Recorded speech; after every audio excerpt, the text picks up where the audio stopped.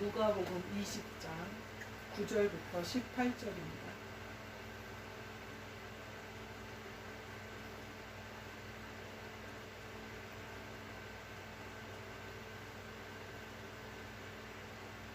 읽겠습니다. 누가복음 20장 9절부터 18절입니다.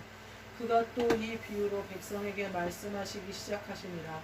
한 사람이 포도원을 만들어 농부들에게 새로 주고 타국에 가서 오래 있다가 때가 이름에 포도원 소출 얼마를 바치게 하려고 한 종을 농부들에게 보내니 농부들이 종을 몹시 때리고 거저 보내었거늘 다시 다른 종을 보내니 그도 몹시 때리고 능욕하고 거저 보내었거늘 다시 세 번째 종을 보내니 이 종도 상하게 하고 내쫓은지라. 포도원 주인이 이르되 어찌할까 내 사랑하는 아들을 보내니니 그들이 혹 그는 존대하리라 하였더니 농부들이 그를 보고 서로 의논하여 이르되 이는 상속자니 죽이고 그 유산을 우리의 것으로 만들자 하고 포도원 밖에 내쫓아 죽였느니라. 그런즉 포도원 주인이 이 사람들을 어떻게 하겠느냐.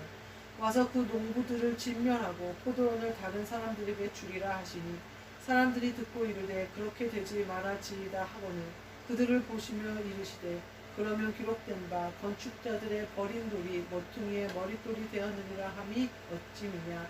무릇 이 돌 위에 떨어지는 자는 깨어지겠고 이 돌이 사람 위에 떨어지면 그를 가루로 만들어 흩으리라 하시니라.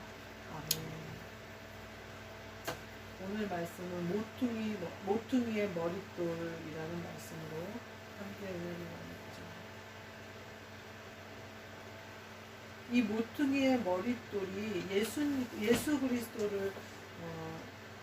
예수 그리스도의 비유적 표현이잖아요. 그래서 모퉁이의 머릿돌이 되었다 이렇게 얘기를 하시는데 또 어떤 말씀 중에는 모퉁이의 머릿돌이 되어져서 서로 지어져 간다 이렇게 표현하시기도 하고요. 마태복음 21장 42절에 보면 어떻게 나오냐면요. 예수께서 이르시되 너희가 성경에 건축자들이 버린 돌이 모퉁이의 머릿돌이 되었느니 이것은 주로 말미암아 된 것이 우리 너희 기회하도다 함을 읽어본 일이 없느냐.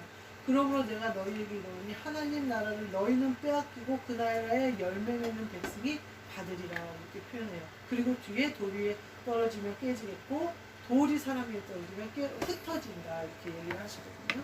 그러니까 이게 지금 뭐라고 이 모퉁이 돌의 비유가 뭘 비유하시냐면 구원을 비유하시는 거다 이렇게 생각하시면 돼요. 그래서 예수 그리스도께서 우리가 하나님으로부터 우리가 죄를 지어서 하나님으로부터 분리되어졌는데 예수님만이 우리를 그 죄로부터 갈라진 곳을 건너서 하나님 아버지를 아버지라고 부를 수 있는 구원을 이루어 주신단 말이에요. 근데 그 건너는 예수 그리스도가 모퉁이 돌이 되어져서 많은 사람들이 지어져 가는 거예요. 하나님의 아들로 지어져 가는 거예요. 구원받는 자들로 지어져 가는 거예요. 그래서 모퉁이 돌이 되어지신다 이렇게 얘기하시는데 도대체 돌이 떨어지는 자는 깨지겠고 돌 위에 떨어지는 자는 깨지겠고 돌이 그 사람 위에 깨지면 흩어진다는 말이 무슨 말일까. 제가 그 말이 오늘 와서 저는 어떻게 받아들였냐면 이 돌 위에 떨어지는 자 내가 돌 위에 떨어지는 예수 그리스도께 내가 던져지는 자 예수 그리스도께 나를 던져지는 자 내가 깨어진다는 의미는 바리새인이나 서기관들이나 악한 것들에게는 멸망의 얘기지만 하나님의 자녀들에게는 새로운 생명이 오는 것을 의미하는 거거든요. 그러니까 돌 위에 떨어져서 깨어지는 사람이 두 종류가 있다 이 말씀. 새 생명을 얻어서 부활에 참여하는 자가 있고 그래서 깨어져서 음부로 들어가는 자가 있을 거라는 거예요. 그러니까 사람들에게 구원을 이루려면 우리가 어떻게 해야 되나? 저는 어떻게 받아들이냐면 이 깨어지는 것이 예전에는 제가 이 말씀이 무슨 말씀인가 그렇게 생각했는데 이것이 구원받지 못하는 사람들, 저주받은 사람들을 향한 말씀이신 줄만 알았어요. 그래서 모퉁이 돌 위에 떨어지면 깨지고 또 돌이 예수 그리스도가 그들 위에 떨어지면 그들이 흩어지는 거예요. 근데 오늘은 이 말씀이 구원을 이룬 사람들에게 주신 말씀이다. 이런 말씀이 오는 거예요. 어떻게 구원을 이룬 자들에게 주신 말씀이냐? 깨어진 자는 어떻게 되겠어요? 옥합을 깨트려야 돼요. 내 것을 깨트려야 돼요. 내가 내 겉옷을 벗어야 돼요. 그래야 그 그리스도의 옷을 입을 수가 있어요. 새 옷을 입을 수가 있어요. 얼른 뛰어서 그리스도를 영접해야지 내 구원이 이루어져요. 근데 내가 깨지지 않았는데 난 내 겉옷을 벗지 않고 예수님 주는 옷 달라고 해서 입을 수 없다는 거죠. 애기들이 양쪽에 사탕을 쥐고 엄마가 사탕 먹고 있으면 엄마 먹는 사탕 자기 안 준다고 우는 애기들이 있어요. 양쪽에 사탕을 이렇게 쥐고 막 울어요. 애기들이 사탕 엄마 먹는 그 사탕 내 입에 넣으라는 거예요. 양손에 사탕이 있잖아요. 이걸 놔야 먹을 수 있게 그걸 줄 거 아니에요. 먹게. 근데 애들이 이거는 안 먹고 이것도 못 먹는다 그러고 그 사탕도 달라면서 절대 내 겉옷을 벗지 않고는 새 옷을 입을 수 없거든요. 근데 그래서 모퉁이 돌이 나에게 내가 모퉁이 돌에게 떨어지는 것이 나에게 복이겠구나. 내가 예수 그리스도께 떨어지는 게 내 복이겠구나. 나는 깨어져 버린단 말이에요. 그럼 나는 뭘로 살 수 있어요? 그리스도로 부활할 수 있잖아요. 예수님이 그 하신 부활에 내가 참여하게 되잖아요. 예수님이 하신 말씀 중에 자기를 부인하고 자기 십자가를 지고 나를 쫓지 않는 자는 나에게 합당하지 않다. 자기를 부인하고 네 십자가를 지고 나를 쫓아라 이러시거든요. 이 말과 같은 말이 아닌가. 내가 예수님이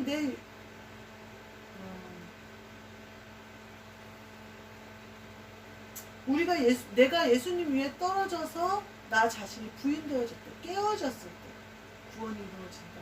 그러면서 그 뒤에서는 그를 가루로 만들어 흩으리라 하시는 이 말씀도 가루로 만들어 흩어지면 어떡할까요? 민들레 홀씨가 봄 되면은 엄청 날아다니잖아요. 아주 귀찮을 정도로 날아다니잖아요.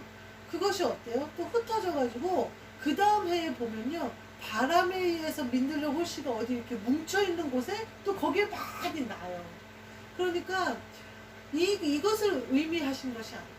가루가 돼서 흩어진다는 얘기는 우리 안에 내 안에 나에게 그리스도 예수의 돌이 떨어져서 내가 가루가 돼서 흩어지면 내 안에 그리스도가 오시면 내가 어떻게 돼요? 생명이 있는 거잖아요, 내 안에. 그러니 내가 가루가 되고 흩어지면 어떻게 되는 거예요? 다 씨앗이 되는 거 아니겠어요? 아, 이 말씀이 믿는 자들에게 주신 말씀이구나. 믿지 않는 자들에게는 또 어디든 뭐라고 얘기하냐면요. 믿지 않는 자들에게는 모퉁이 돌이 거치는 바위가 되고 믿는 자들에게는 디딤돌이 되고. 그 말씀이 어디 나와 있는지 제가 한번 찾아 말씀드릴게요.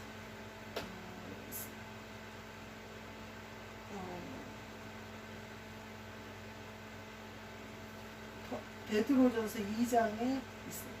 2장 8절에 또한 부딪히는 돌과 걸려 넘어지게 하는 바위가 되었다 하였느니라.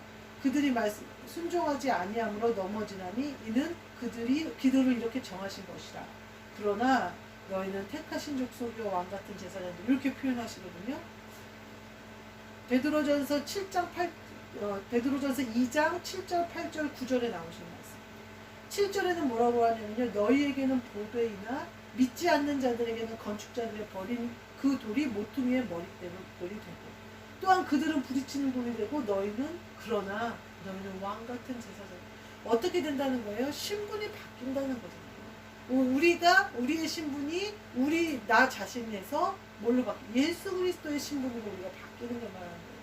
그러니까 누구에게는 보배이나 믿지 않는 자들에게는 건축자들이 버린 그 돌이 모퉁이의 머릿돌이 되고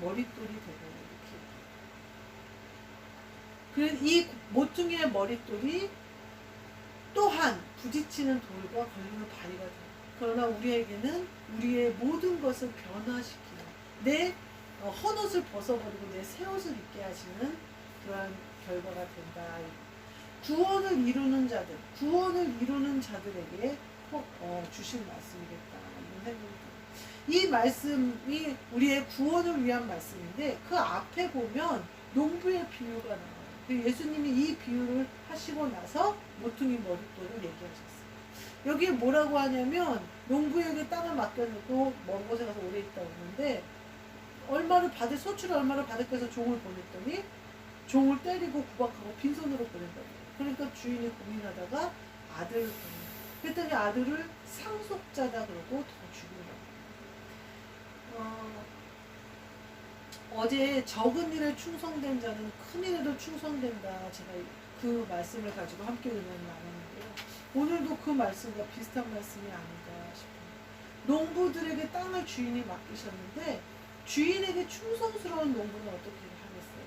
주인이 포도원을 잘 가꾸어서 열매를 많이 맺게 해서 주인에게 소출을 드리는 것을 기쁨으로 알겠죠. 그리고 주인이 아이고 잘했네, 올해 농사 참 잘 지었네 하고 한마디 하면 기분이 좋고 주인이 기쁨이 내 기쁨이 되고 막 이런 농부가 되어야 되잖아요. 근데 이 농부는 어때요? 주기 싫은 거예요. 주인이 오랫동안 안 오니까 어떻게 생각하는 거예요? 지가 주인이 되는 거예요. 우리가 가끔 하나님이 우리를 사랑하셔서 우리 아버지가 되시는 것으로 말미암아 우리가 가끔 이렇게 건방져지지 않나 이런 생각이 가끔 들어요.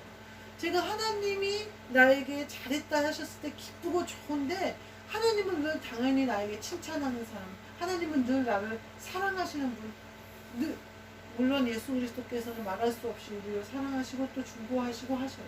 그러나 우리의 마음이 교만하거나 우리의 마음이 감사가 없거나 우리의 마음이 주인의 것을 주인의 것으로 모르는 마음이 되어져서는 결단코 그 은혜에 참여할 수가 없거든요. 왜냐하면 내가 더러워졌기 때문에 내가 씻어져야만 내가 그 은혜 가운데 그 사람 가운데 그 기쁨 가운데 같이 참여하는 것이거든요. 그러니까 이렇게 하고 이렇게 해요. 우리가 생각하기에 그러잖아요. 주인의 아들을 보냈는데 어떻게 아들을 죽일 수가 있을까? 이 농부가 점점 좋은 주인을 만나서 주인이 타이르고 자꾸 소출을 주라고 하고 너것 아니라고 그러고 가르치고 교훈하시고 한단 말이에요. 그랬더니 농부가 어떻게 생각해요?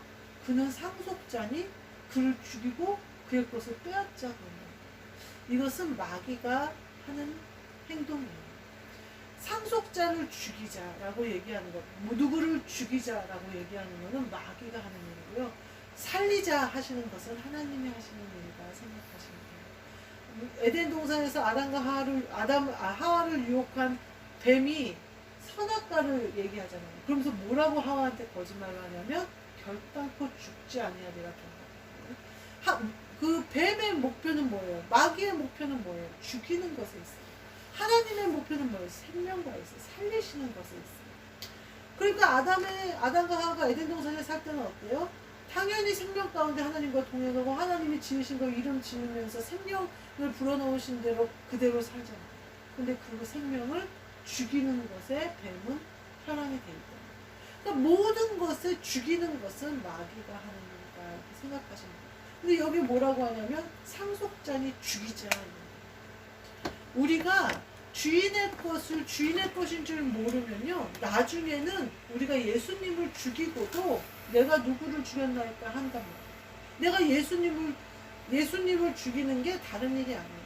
내가 예수 그리스도의 보혈의 피에 힘입어서 내 죄 씻음을 받았어요. 그러면 내가 예수님을 다시 죽이는 거는 어떤 행동을 하면 죽이는 거예요? 죄를 또 지으면 예수님이 어떻게 해야 돼요? 또 십자가를 지실 수는 없잖아요. 제가 예전에 대학교 때 그 환상을 봤다니까요. 예수님이 이렇게 환상인지 꿈인지 철야 예배 시간이었는데 통성기도 시간이었는데 그랬어요. 예수님이 이렇게 눈앞을 쓱 지나가시는 거예요. 그래서 내가 어디 가시냐고 그랬어요. 근데 그거를 지금 이렇게 말하듯이 선명하게 말로 한 게 아니고 마음으로 대화를 했던 것 같아요. 근데 막 이렇게 대화가 아니라 서로 이렇게 느끼는 거예요, 말을. 그래서 내가 어디 가세요? 그러니까 예수님이 씩 웃으세요. 대답을 안 하세요. 씩 웃으시면서 이렇게 가셔요. 근데 누군가가 내 마음에 들려주는 소리가 뭐냐면 예수님이 너의 죄 때문에 다시 십자가로 지나간다. 제가 근데 그때 대학을 들어가서 세상 맛을 본 거예요. 말하자면 교회를 열심히 세상 맛을 봤다고 해서 교회 생활을 안 한 건 아니에요. 교회 생활 다 열심히 하고 주일 성수하고 철야회까지 갔잖아요.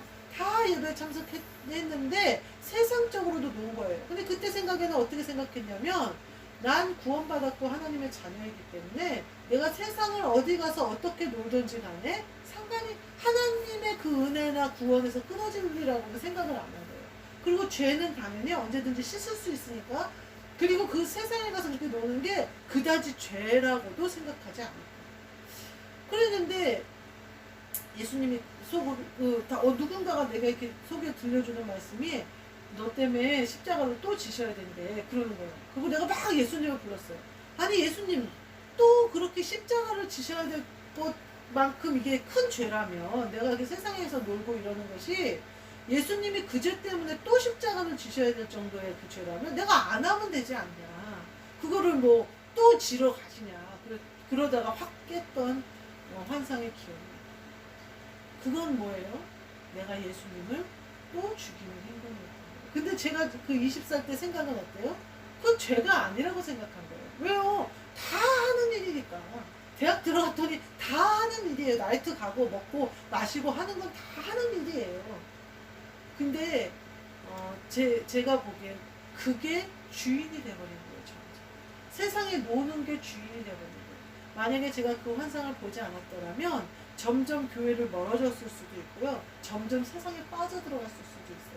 세상에 갔더니요. 멋있는 사람들도 많고요. 재밌는 사람들도 많고요. 매력적인 사람들도 많더라고요. 제가 그래서 이방 결혼을 하고 엉뚱한 곳으로 갔을지도 몰라요. 근데 하나님의 은혜로 그 환상을 본, 그 계시를 본 그 계기를 말미암아 그 뒤로부터는 그 환상을 딱 보고 났는데요. 바카스도 먹기 싫은 거예요. 판피딘도 먹기 싫은 거예요. 거기 알코올이 들었대요. 그러니까 알코올은 꼴도 보기 싫은 거예요. 왜요? 내가 알코올을 먹으면 어떻게 돼요? 예수님이 또 십자가를 지셔야 된다는 거잖아요. 그러니까 아주 맛이 똑 떨어지는 거예요. 십자가를 또 지셔야 될 정도로 더러운 거면 내가 그걸 내 몸에 넣지 않겠다는 거예요. 그 결단으로 계속 신앙생활 열심히 하고 반주자 생활 하다가 목회자를 만나서 결혼해요. 그 결혼 이후의 삶이 평탄하잖아요. 제가 그때 만약에 그렇게 제가 보니까 이거예요. 종으로 가서 하나님이 얼마 달라 그랬더니 받으러 온 종을 냅다 팬 거예요. 근데 하나님이 저래서 안 되겠다 그러고 상속자를 보내셨는데 다행히 그때는 제가 마음을 돌이켜서 회개하고 예수 그리스도를 영접하고 내 죄를 물리쳤다. 그러니까 어때요? 제가 제 인생이 편해지잖아요. 하나님이 날 떠나지 않는 인생을 보내게 되잖아요. 안 그랬으면 얼마나 그 시련 가운데 있었겠어요. 내가 세상으로 막 가서 세상의 남자들을 만나서 이방 결혼을 했었더라면 당할 일이 뻔히 보이잖아요. 근데 그 모든 것들이 하나님이 주셨을 때 내가 회개했을 때 내 인생의 길이 바뀌어버리잖아요. 완전히 중요한 일이에요.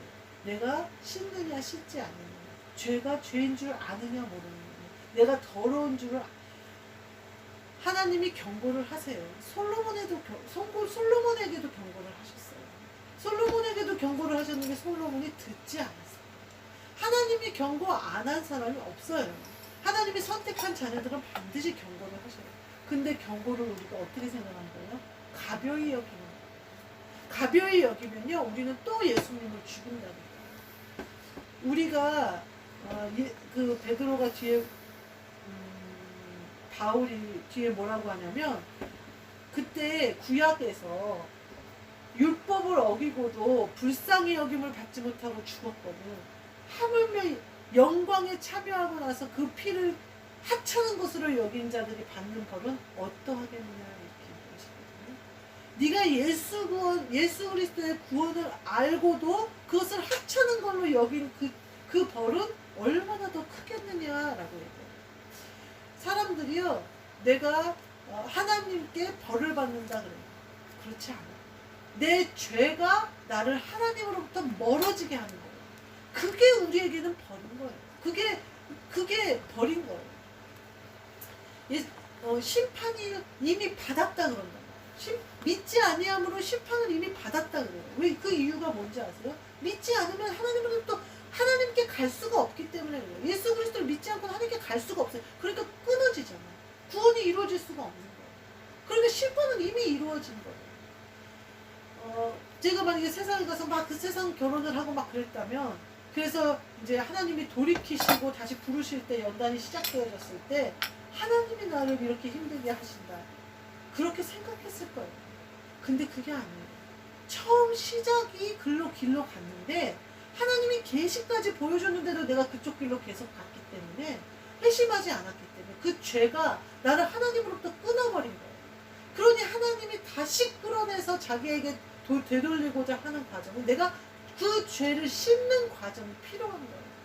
그러니 우리의 죄가 나를 힘들게 하고 우리의 죄가 나를 연단 가운데 있게 하고 우리의 죄가 고난을 가져오는 것이고, 그 바울이 그러잖아요. 죄가 있어 매를 맞으면 뭐가 유익하겠느냐. 선한 일을 해서 받는 고난은 유익하다. 너희가 장성한 자가 돼서 단단한 음식을 먹는 인내의 열매를 거두는 것이 되어지는데, 잘못해서 매 맞는 거를 하나님이 주신 고난의 열매에 참여하는 자로 착각하지 말아라. 우리가 하나님이 우리를 장성한 그리스도 예수의 종을 만들기 위해서 주시는 고난도 있어요. 그것은 우리의 인내를 만들어내고, 인내가 연단이 인내를 만들어내고, 인내가 우리의 열매를 만들어내고. 그러나 죄를 지어서 받는 매는 뭐냐면 우리가 죄를 씻기는 과정이지 하나님이 하시는 일이 아니에요. 우리가 그렇게 하나님이 우리에게 경고를 해요. 이 농부에게도 종을 보내요. 종 때려요. 상속자를 보내요. 근데 상속자도 죽이니까 그 다음에 뭘 보내요? 군대를 보내시죠. 우리도 마찬가지예요. 종 보냈을 때 첫 판에 얼른 내가 주인 것인 줄 알고 있었으면 어떻겠어요? 주인 것을 미리 예배해놨겠죠? 얼른 드리려고. 그래서 또 얼른 오자마자 드렸을 거 아니에요. 근데 주인의 것, 종이 왔는데도 주인의 것이 내 것인 것 같아서 아까워가지고 그 라반이 야곱이 떠날 때 네 짐승들은 다 내 재산이고 네 와이프들은 다 내 딸이고 이렇게 말한 것처럼 주인 것이 다 내 건 줄 안단 말이에요. 그러다가 상속자를 보내니까 이걸 다 차지하려면 어떻게 해야 될 것 같아요? 죽여야 될 것 같아요. 그건 마귀가 하는 거예요. 마귀가 선악과 가지고 하와 유혹할 때랑 똑같잖아요. 뭐라 그래요? 마귀 뱀이 너가 하나님과 같이 될 거야 이렇게 얘기하잖아요. 이 상속사만 죽이면 이게 다 네 거가 될 거야. 뭐가 다르냐. 근데 싹 속아가지고 하나님이 보내주신 회심할 수 있는 기회를 놓친다. 그러면 어떻게 되냐면요. 이 모퉁이 돌이 거치는 바위가 되고 걸려 넘어지는 돌이 되고요. 깨어져서 구원받는 자들에게는 깨어짐이 새 생명을 얻는 기회가 되지만, 구원받지 않고 믿지 않는 자들에게 깨지는 거는 죽는 거예요. 그냥 음부로 들어가는 거예요. 가루가 돼서 흩어지는 일이 그리스도 예수의 사람들에게는 씨앗이 되어져. 왜? 생명이 우리 안에 있으니까. 퍼져서 씨앗이 되는 일이 되어지지만, 구원받지 않는 자들에게는 가루가 돼서 흩어지는 일은 완전히 흔적도 없이 사라지는 저주예요. 우리가 어디에 속할 것이냐 하는 것은 내가 경고하시는 하나님 아버지의 그런 말, 또 예수 그리스도의 사랑, 아주 작게 저에게는 너무나도 감사하게 계시로 환상으로 너무나 강하고 임팩트 있게, 지금도 잊어버리지 않을 만큼 임팩트 있게 저에게 오셨지만, 어쩔 때는 사르르 하고 지나가 버리실 수도 있어요. 태풍으로 오시는 게 아니라, 큰 빛으로 오시는 것이 아니라 세미한 음성으로 오실 수도 있어요. 여러분이 깨어서 그걸 잘 들으셔야 돼요. 잘 깨달으셔야 돼요. 아주 태풍같이 큰 소리로 임팩트 있게 내 가슴 속에 새겨야 돼요. 그러면요, 내가 얼른 죄에서 씻음 받을 수 있고요. 얼른 그리스도의 부활에 참여하는 자 되어져 생명이 있는 자가 되어질 수 있어요. 죽는 거 두려워할 필요 없어요. 그리스도가 있는 자들은 늘 새 생명이 내 안에 있기 때문에 언제든지 다시 생명 가운데 참여할 수 있는 자가 됩니다. 우리가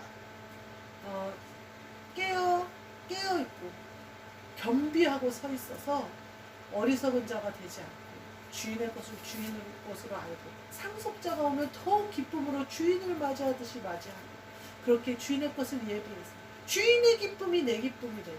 내가 그것을 뺏어서 소유하는 것이 기쁨이 아니라 주인의 기쁨이 내 기쁨이 돼요. 저와 여러분이 되셔서 이 모퉁이의 머릿돌이 얼마나 귀한 돌인지, 그 모퉁이의 머릿돌로 지어진 교회가 얼마나 기쁨과 감사의 교회인지, 우리 모두 그것을 누리시고 잘 지어져 가시는 저와 여러분이 되시기를 주님의 이름으로 축복합니다. 아멘. 기도하겠습니다. 하나님 감사합니다. 저희에게 그리스도를 주시고 그리스도의 영을 부으사 새 생명 가운데 살게 하셨어요. 이 새 생명으로 말미암아 모퉁이의 머릿돌 대신 예수 그리스도와 함께 지어져 가게 하여 주옵소서. 우리가 그 돌 위에 떨어져 깨어진 우리가 새 생명으로 태어나서 우리가 사는 것이 아니요 오직 그리스도로 살게 하여 주옵시고, 우리가 가루가 되어 흩어진다면 생명된 흩어진 가루들이 다 새 생명으로 씨앗처럼 번성하며 놀라운 부흥의 역사가 있게 하여 주옵소서.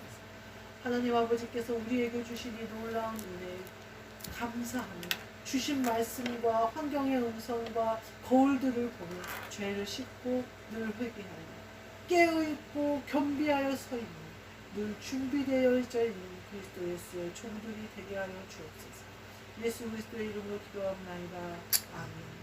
하늘에 계신 우리 아버지여, 이름이 거룩히 여김을 받으시오며 나라가 임하시오며 뜻이 하늘에서 이루어진 것 같이 땅에서도 이루어지리다.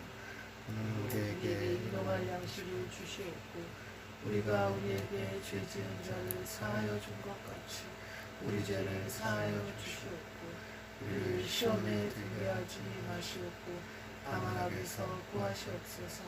나라와 권세와 영광이 아버지께 영원히 있사옵나이다. 아멘.